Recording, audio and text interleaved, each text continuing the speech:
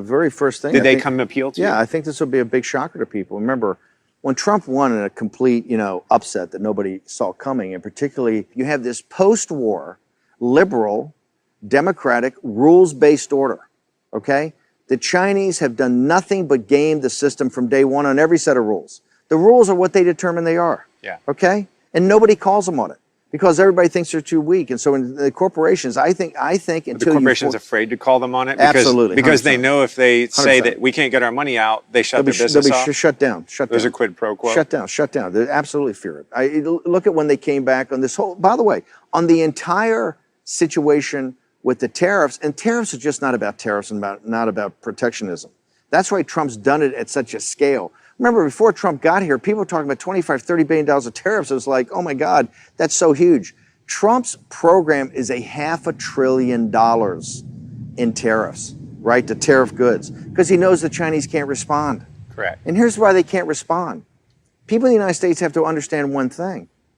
The Chinese look at us as a tributary state to them, and let me explain that.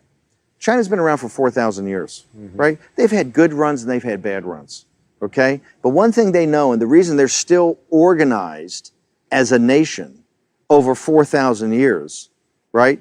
They know how to handle allies and they know how to handle bad guys, okay? Now what they've done is they got this system called barbarian management, and they know how to manage barbarians. The way they manage the barbarians is they take the leaders of the barbarians and they give them a taste of the good life.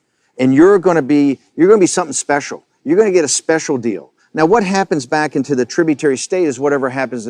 That's your problem. Right. Okay? So in the United States, what they have done for 25 and 30 years is played us as a barbarian state, barbarian management. Okay? They incentivize our elites, and our elites deindustrialize, particularly the upper Midwest of this country. It's the reason Donald Trump's president.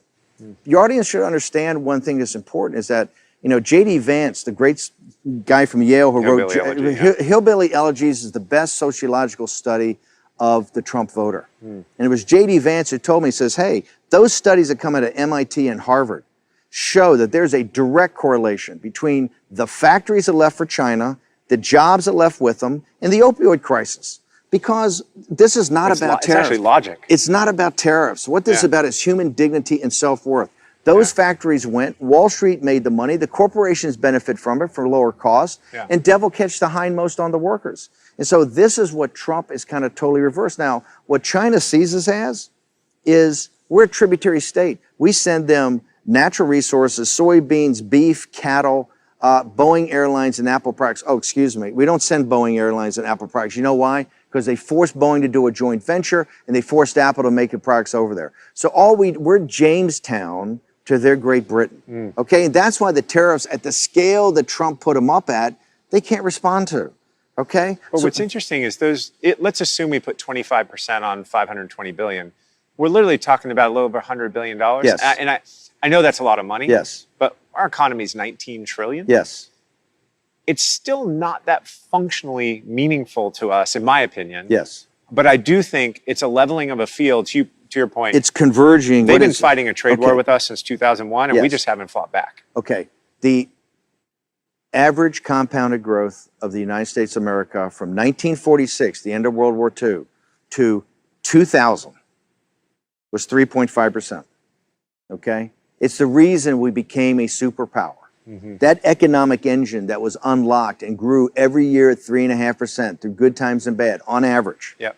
Since China joined the World Trade Organization, when they joined, they got most favored nation, the growth of the United States is 1.9%.